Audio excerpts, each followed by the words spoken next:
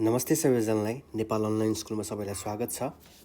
म नेपाली कक्षा 8 को हेर्दै थिएँ र गर्दै आइरहेको छु, अभ्यासहरू गर्दै आइरहेको छु। मैले पाठ 1, पाठ 2 र पाठ 3 को भिडियो बनाएर हालिसकेको छु। यदि तपाईहरुले हेर्नु भएको छैन भने कृपया गएर हेर्नुहोस्। र आज हामी पाठ 4 गर्नेछौँ। म तपाईहरुलाई यस भिडियो मार्फत अभ्यासहरू गराउँदै आइरहेको छु। कृपया तपाईहरुले यो भिडियोज हेर्नुहोस्, बुझ्नुहोस्, कापीमा लेख्नुहोस्, फेरि पढ्नुहोस् र एक्जाम राम्रो गर्नुहोस्। मेरो आशा त्यही रहेको छ। ल अब हामी अभ्यासतिर जाऊँ। पाठ 4 मा ग्रन्थचित्र भनेर रहेको छ। अब ग्रन्थचित्रको पनि पहिलो अभ्यासमा काल भनेर रहेको छ। व्याकरणबाटै सुरु भएको छ। हामी यो पेन म जता जता लग्छु तपाईहरु पनि त्यतै पढ्दै जानुहोस्। बिस्तारै भन्नेछु, उच्चारण पनि सुन्नुहोस् र पढ्दाखेरि पनि त्यसै गरी उच्चारण गर्दै जानुहोस्। तपाईलाई भविष्यमा पनि त्यो उच्चारणहरूले तपाईलाई धेरै नै हेल्प गर्नेछ। किनभने हाम्रो नेपाली भाषा हाम्रो गौरवको कुराहरू हो। त्यही भएर नेपाली भाषा तपाईले जति सिक्नुहुन्छ तपाईको माग उति नै हुन्छ भन्ने मैले आशा राखेको छु। ल अब हामी कालतिर जाऊँ। काल भनेको के हो त पहिला हामी त्यो बुझौँ। काल भनेको क्रियापदले देखाउने कामको समयलाई काल भनिन्छ। काल भनेको अहिलेको समय, भूतकालको समय र अब आउने समयलाई काल भनिन्छ। व्यक्त गर्दा सुरु भएको, त्यसभन्दा अगाडि भइसकेको वा त्यसभन्दा पछाडि सुरु हुने कामका आधारमा काल छुट्याउने प्रचलन रहेको छ। काललाई 3 भागमा विभाजन गरिएको छ। काललाई चाहिँ 3 भागमा विभाजन गरिएको पाइन्छ। पहिलो रहेको छ भूतकाल। भूतकाललाई इङ्ग्लिसमा पास्ट टेन्स पनि भन्ने गरिन्छ। पहिला बितिसकेको कुरालाई भूतकाल भन्ने गरिन्छ। अब हामी यसको डेफिनेसनतिर जाऊँ। भइसकेको वा बितिसकेको कुनै घटना वा कुराको निर्देशन गर्ने क्रियापदलाई भूतकाल भनिन्छ। यसले बितेकोलाई यस्ता पेट काट्दिनु। बितेको समयका काम वा अवस्थालाई बुझाउँछ। बुझाउँछको माथि चन्द्रबिन्दु लेख्नुस्। बुझाउँछको माथि चन्द्रबिन्दु लेख्नु। उदाहरणको भूतकालको उदाहरणको रूपमा लेख्ने हो भने रामले भात खायो। रामले भात खाइसकेको छ। उसले काम गरिसकेको छलाई हामीले भूतकाल भन्यौँ। म घर गएँ। म घर गइसकेकोलाई मैले भूतकालमा भने। त्यसपछि भूतकाल पनि 3 भागमा विभाजन गरिएको छ। 5 भागमा विभाजन गरिएको छ। फर्स्टमा सामान्य भूत, दोस्रोमा अपूर्ण भूत, तेस्रोमा पूर्ण भूत, चौथोमा अज्ञात, त्यसपछि अव्यस्त भूत भनेर 5 भागमा भूतकाललाई विभाजन गरिएको छ। अब हामी भूतकालको विभाजनतर्फ जाऊँ। सामान्य भूत भनेको के हो त हामी पहिला जानौँ। कुनै काम पहिले वा विगतको समयमा भएको सामान्य अवस्था बुझाउने क्रियापदको पक्षलाई सामान्य भूतकाल भनिन्छ। सामान्य भूत पक्ष जनाउनका लागि क्रियापदका धातु र यो, यस, यो, ई, ए, इन आदि रूपहरू जोडिन्छ। सामान्य भूत भनेको सिम्पल पास्ट भनेर पनि इङ्ग्लिसमा भन्ने गरिन्छ। उदाहरणको रूपमा मैले हिमाल चढेँ र अर्को सीता उठी। अपूर्ण अर्को रहेको छ अपूर्ण भूत। अपूर्ण भूतकालले बितेको समयमा कुनै काम भइसकेको थियो भन्ने बुझाउँछ। अपूर्ण भूत पक्ष बुझाउनका लागि धातुमै तै, दै, थियो आदि जोडिएर क्रियापदहरू बनेका हुन्छन्। उदाहरणका रूपमा म हिमाल चढ्दै थिएँ भनेर बुझ्न सकिन्छ। अर्कोमा छ पूर्ण भूत।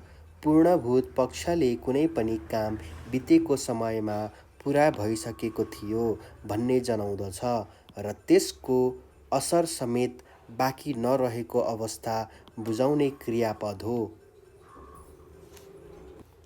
यसलाई जनाउनका लागि एको थिए, एका थियौ, एको थिइस् जस्ता शब्दहरू जोडेर आउने शब्दलाई पूर्ण भूतकाल भनिन्छ। उदाहरणको रूपमा मैले हिमाल चढेको थिएँ। यता के आयो त? ए को आयो हो। म उठेकी थिएँ। म उठेकी थिएँ। यहाँ के आयो त?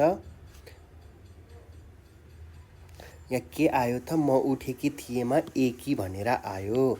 तपाईँले त्यो लेख्न सक्नुभयो। अज्ञात भूत। कुनै काम विगतको समयमा भइरहेको तर अहिले आएर मात्र थाहा पाइएको अवस्था बुझाउने क्रियापदलाई अज्ञात भूत भनिन्छ। अज्ञात भूत जनाउनेका लागि धातुमा ए छु, ए छौ, ए छस्, ए छन्, ए छे आदि जोडिएर अज्ञात क्रियापद बनेका हुन्छन्। उदाहरणको रूपमा मैले हिमाल चढेछु, तिमी उठेछौ जस्ता जस्ता सेन्टेन्सेसहरू युज हुन्छन्। अव्यस्त भूत। कुनै पनि विगतको समयमा भइसकेको तर अहिले आएर मात्र थाहा पाइएको अवस्था बुझाउने क्रियापदलाई अवस्थ्य भूत भनिन्छ। अव्यस्त भूत जनाउनका लागि धातुमा थे, थ्यौ, थिस, थी आदि जोडिएर क्रियापद बनेको हुन्छ। अव्यस्त भूत भनेको बाल्यकालमै बितिसकेको कुरा, बाल्यकालतिरै सबै कुरा भएकोलाई हामीले अव्यस्त भूत भनेर चिन्दछौँ। उदाहरणको रूपमा सीता कविता लेख्थी। उसले पहिल्यै लेखिसकेको तर अहिले थाहा पाएकोलाई भन्न सकिन्छ। उनीहरू कविता लेख्थे। अब उनीहरूले कविता लेख्थे तर मलाई अहिले अज्ञात भयो, त्यस्तो चिजलाई मैले अव्यस्त भूत भन्छौँ। अब अर्को छ वर्तमान काल। हामीले भूतकालको बारेमा, पास्ट टेन्सको बारेमा पढ्यौँ। अब हामीसँग रहेको छ प्रेजेन्ट टेन्स। प्रेजेन्ट टेन्स भनेको के हो त? कुनै पनि काम अहिले भइरहेको अवस्थालाई वर्तमान काल भनिन्छ। उदाहरणको रूपमा म घर जाँदैछु। अर्कोमा रहेको छ सामान्य वर्तमान। वर्तमान काललाई नै फेरि विभाजन गरिएर 3 भागमा विभाजन गरिएको छ। सामान्य वर्तमान, अनि त्यसपछि अपूर्ण, त्यसपछि पूर्ण वर्तमान। सामान्य वर्तमानमा रहेको छ कुनै पनि अहिलेको वर्तमान अवस्थामा हुने वा भइरहेको अवस्था जनाउने, पुरा हुनु वा नहुनु बारेमा केही नबताउने क्रियापद पक्षलाई सामान्य वर्तमान भनिन्छ। सामान्य वर्तमान पक्ष जनाउन धातुमा छु, छौ, छस्, छ, छन् आदि प्रत्ययहरू जोडिन्छ। उदाहरणको रूपमा म बिहानै उठेर पढ्छु। वर्तमान, यसलाई सामान्य वर्तमान भन्ने गरिन्छ। खरायोले घाँस खान्छ। खरायोले घाँस खान्छ भनेर हामीले लेख्न सक्छौँ। अपूर्ण वर्तमानमा रहेको छ वर्तमान समयमा कार्य भइरहेको अवस्थालाई अपूर्ण वर्तमान काल जनाउँछ। अपूर्ण वर्तमान पक्ष जनाउनेको लागि धातुमा तै, दै, छु, तै, दै, छौ, तै, दै, छस्, तै, दै, छन् आदि प्रत्ययहरू जोडिन्छ। उदाहरणको रूपमा हरि मासु खाँदैछ, हामी हिमाल चढ्दैछौँ जस्ता वाक्यहरू आएको छ भने हामीले त्यसलाई अपूर्ण वर्तमान भन्न सक्छौँ। अर्कोमा रहेको छ पूर्ण वर्तमान। पूर्ण वर्तमान भनेको कुनै काम अहिलेको समयमा पुरा भएको तर त्यसको असर अहिले पनि बाँकी रहेको अवस्था बुझाउने क्रियापदलाई पूर्ण वर्तमान काल भनिन्छ। यसमा क्रियापदको धातुमा एको छु, एका छौँ आदि जोडिएको हुन्छन्। उदाहरणको रूपमा खरायोले घाँस खाएको छ भनेर लेख्न सकिन्छ। अब आयो भविष्यकाल। भविष्यकाललाई अङ्ग्रेजीमा फ्युचर टेन्स पनि भनिन्छ। कुनै पनि आउने समय वा पछिको समय काम हुने कुरा बुझाउने वा निर्देशन गर्ने क्रियापदलाई भविष्यकाल भनिन्छ। फेरि भविष्यकाल सामान्य भविष्य, अपूर्ण भविष्य र पूर्ण भविष्य गरी 3 भागमा विभाजन गरिएको पाइन्छ। फर्स्टमा छ सामान्य भविष्य। सामान्य भविष्य कालले कुनै पनि कार्य पछि हुने कुरा बुझाउने वा निर्देशन गर्दछ। अर्थात् कुनै पनि काम आउने समयमा हुने सामान्य अवस्थालाई बुझाउँदछ। यसको धातुको पछाडि ने छु, ने छौ, ने छस् आदि रूपहरू जोडिन्छ। उदाहरणको रूपमा भोलि पानी पर्नेछ भनेर लेख्न सकिन्छ।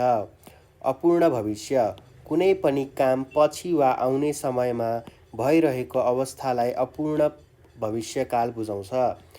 यसलाई जनाउनका लागि धातु तै, दै हुनेछ, तै, दै हुनेछौ, दै हुनेछका रूपहरू जोडिन्छ। उदाहरणको रूपमा भोलि मम्मी मामा घर जाँदै हुनेछ भनेर लेख्न सकिन्छ। पूर्ण भविष्यमा फेरि कुनै पनि काम बितेको समयमा पुरा भएको जनाउँदछ भने त्यसलाई पूर्ण भविष्यकाल भनिन्छ। यसलाई जनाउनका लागि धातुमा एको छु, हुनेछ, एका, हुनेछौ, को, हुनेछन् आदिको रूपहरूलाई जनाउँदछ। उदाहरणको रूपमा भोलि हरिले भलिबल खेल्दै गरेको हुनेछ भनेर लेख्न सकिन्छ। अब अर्को अभ्यास रहेको छ तपाईलाई तालिका बनाएर सबै काल र पक्षमा के कस्ता हुन्छन् देखाऊ भनेको छ। काल, पक्ष,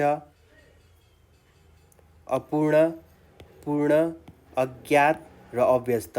वर्तमानमा खान्छौ भनेर सामान्य भो। यहाँ तपाईले सामान्य लेख्न सक्नुहुनेछ। यहाँ सामान्य लेख्नुस्। त्यसपछि पूर्ण अपूर्ण आउँछ, त्यसपछि पूर्ण आउँछ। खान्छौ, त्यसको अपूर्णभूत खाँदैछौ, त्यसपछि पूर्ण खाएको छौँ। यसको वर्तमान कालको अज्ञात र अव्यस्त हुँदैन। अज्ञात र अव्यस्त भूतकालको मात्र हुने गर्दछ। त्यसपछि भूतकालमा सामान्यमा खायौ, अपूर्णमा खाँदै थियो, पूर्णमा खाएको थियो, अव्यस्तमा खाएछौ, त्यसपछि अज्ञातमा खाएछौ र अव्यस्तमा खान्थ्यौ भनेर लेख्न सकिन्छ। त्यसपछि भविष्यमा खानेछौ भनेर सामान्य, अपूर्णमा खाँदै हुनेछौ, फेरि पूर्णमा खाएको हुनेछौ, फेरि अज्ञात र अवस्था न वर्तमानको हुन्छ न भविष्यको। हुने भनेको भूतकालको मात्रै हो भनेर लेख्न सकिनेछ। अब त्यसपछि अर्को अभ्यासमा तपाईलाई भनेको छ पाठबाट वर्तमान र भूतकालका 5 वटा वाक्यहरू टिप र ती वाक्यलाई भविष्यकालमा बदल भनेर भनिएको छ। उत्तरमा तपाईले लेख्न सक्नुहुनेछ वर्तमान कालको 5 वाक्य तपाईले पाठमा गएर यी वाक्यहरू टिप्न सक्नुहुनेछ। जस्तै उसले आफू जन्मेको प्रकृतिमा अनेक सृजना र विराट कलाका रूपहरू देखेको छु भनेर लेख्न सकिन्छ। अर्को वाक्यमा प्रकृतिबाटै उसले कलाको आविष्कार पनि गरेको छ भनेर लेख्न सकिन्छ। फेरि अर्कोमा आधुनिक युगमा आइपुग्दा हामीले विभिन्न कलासँग परिचित हुने मौका पाएका छौँ। फेरि अर्को हामी किताबमा सुन्दर चित्रहरू हेर्छौँ। फेरि अर्कोमा यस्ता ग्रन्थ चित्रहरू ज्यादै सूक्ष्म रूपमा कोरिन्छन् भनेर लेख्न सकिन्छ। फेरि अर्कोमा उक्त वाक्यलाई भविष्यकालमा परिवर्तन गर भनिएको छ। हामीले लेख्न सक्छौँ उसले आफू जन्मेको प्रकृतिमा अनेक सृजना र विराट कलाको रूपमा देखेको हुनेछ भनेर लेख्न सक्छौँ। फेरि प्रकृतिबाट उसले कलाको आविष्कार पनि गरेको हुन सक्छ भनेर लेख्न सक्छौँ। आधुनिक युगमा आइपुग्दा हामीले विभिन्न हैन यसलाई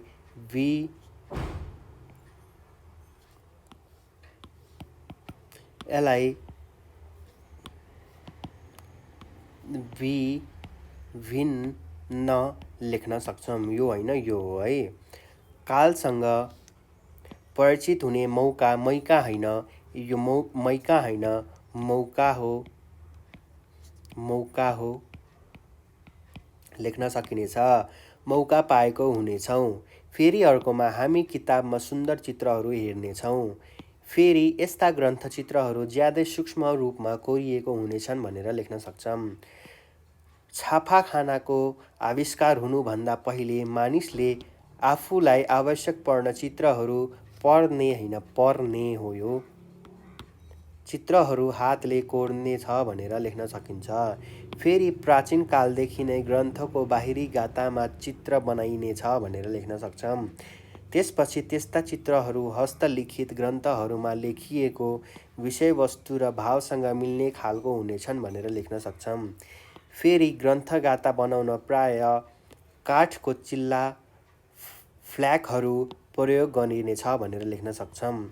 यो चत्र विक्रम सम्वत 97 9077 मा राजा शङ्करदेवको समयमा बनाइएको हुनेछ भनेर लेख्न सक्छौँ।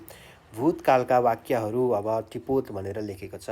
छापाखानाको आविष्कार हुनुभन्दा पहिले मानिसले आफूलाई आवश्यक पर्ने चित्रहरू हातले कोर्थे। प्राचीन कालदेखि नै ग्रन्थको बाहिरी गातामा चित्र बनाइन्थ्यो भनेर लेख्न सकिन्छ। फेरि अर्कोमा त्यस्ता चित्रहरू हस्तलिखित ग्रन्थहरूमा लेखिएको विषयवस्तु र भावसँग मिल्ने खालको हुन्थे। प्राचीन समयमा ग्रन्थमा गाता बनाउन प्राय काठका चिल्ला फ्ल्यागहरू प्रयोग गरिन्थे भनेर लेख्न सकिन्छ। यो चित्र विक्रम सम्वत 977 राजा शङ्करदेवको समयमा बनाइएको थियो भनेर लेख्न सक्छौँ। फेरि अर्कोमा अब हामीले यस पाठमा विभिन्न भूतकाल, भविष्यकाल र वर्तमान कालका वाक्यहरू प्रयोग भएको देख्यौँ। तपाईहरूले मिलाएर यसबाट नै प्रश्न उत्तरहरू पनि दिन सक्नुहुनेछ। अब आयो कोष्ठमा दिएको सङ्केतका आधारमा तलका वाक्यलाई बदल भनेर भनिएको छ।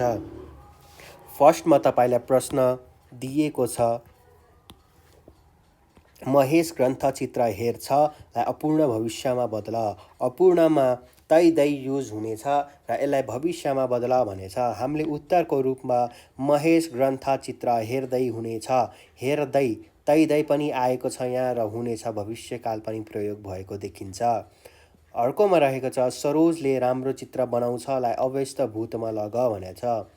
थियो जस्तो शब्दहरू युज भइएको छ भने त्यसलाई अव्यस्त भूत भनिन्छ। उत्तरको रूपमा सरोज राम्रो चित्र बनाउँथ्यो भनेर लेख्न सकिन्छ। फेरि फुर्बा खुरुखुरु चित्र कोर्छ भनेर भनिएको छ र यसलाई अपूर्ण भविष्यमा बदल भनेको छ। अपूर्ण भविष्य भनेको फेरि नै तै दै र भविष्यमा युज हुने। उत्तरको रूपमा फुर्बा खुरुखुरु चित्र कोर्दैछ भनेर लेख्न सकिन्छ। फेरि अर्कोमा हामी दृश्य चित्र हेर्छौँ, त्यसलाई अव्यस्त भूतमा बदल भनेको छ। उत्तरको रूपमा हामी दृश्य चित्र हेर्यौँ लेख्न सकिन्छ। फेरि उसले राम्रो चित्र बनायो भनेको छ। यसलाई पूर्ण वर्तमानमा उत्तरको रूपमा उसले राम्रो चित्र बनाएको छ भनेर लेख्न सकिन्छ। सरिताले पौवा चित्र हेरिन् लाई अपूर्ण वर्तमानमा बदल भनेको छ। उत्तरको रूपमा सरिताले पौवा चित्र हेर्दैछन् भनेर लेख्न सकिन्छ। फेरि यो हाम्रो छैन।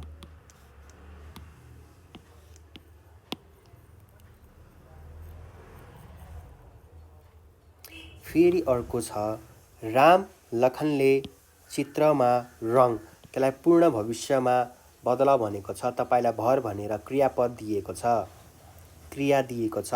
यसलाई हामीले उत्तरको रूपमा लेख्ने हो भने राम लखनले चित्रमा रङ भरेको हुनेछ। भरेको है, यो भरेको हुनेछ भनेर लेख्न सकिन्छ। फेरि सलिनाले राम्रो वृत्तचित्र ल्याऊ लाई अज्ञात भूतमा, यसलाई के लेख्न सकिन्छ त ल्याइ छिन् भनेर लेख्न सकिन्छ। अब फेरि अर्को प्रश्न रहेको छ हामी राम्ररी हेरेर चित्र कोर्न ड्यास सिक सामान्य भविष्यमा बदल भनेको छ। कोर्न सिक्नेछौ भनेर लेख्न सकिन्छ हो। फेरि अर्को प्रश्नमा रहेको छ उनीहरूले सङ्ग्रहालयमा चित्रहरू हेरेछन् भनेर छ। यसलाई फेरि पूर्ण भविष्यमा बदल भनेको छ।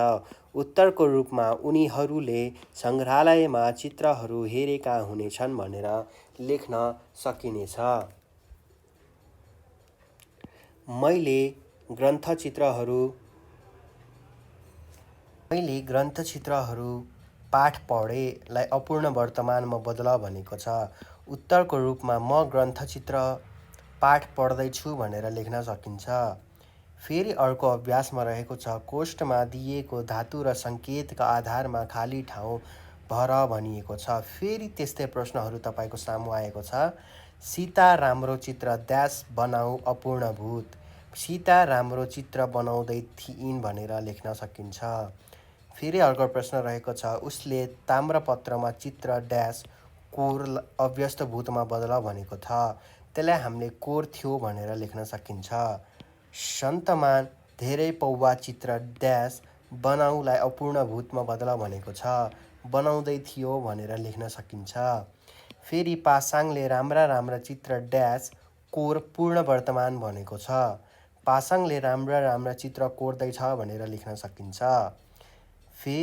यो पनि हाम्रो परेन।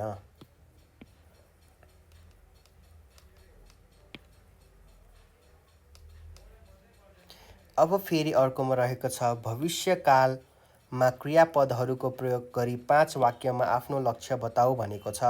यस्ता प्रश्नहरू एक्जाममा सोधिने गरेकोले म तपाईँहरूलाई बताउन गइरहेको छु। उत्तरको रूपमा तपाईँले लेख्न सक्नुहुनेछ। तपाईँको इच्छा जे छ भन्ने तपाईँले त्यही बारेमा लेख्न सक्नुहुनेछ। म भविष्यमा यही लेख्नुपर्छ भन्ने छैन, जे पनि लेख्न सक्नुहुनेछ। म भविष्यमा चिकित्सक बन्नेछु। आमाबालाई चिकित्सकको महत्त्वबारे बताउनेछु। उहाँहरूले पढ्नका लागि पैसा ऋण दिनुहुनेछ।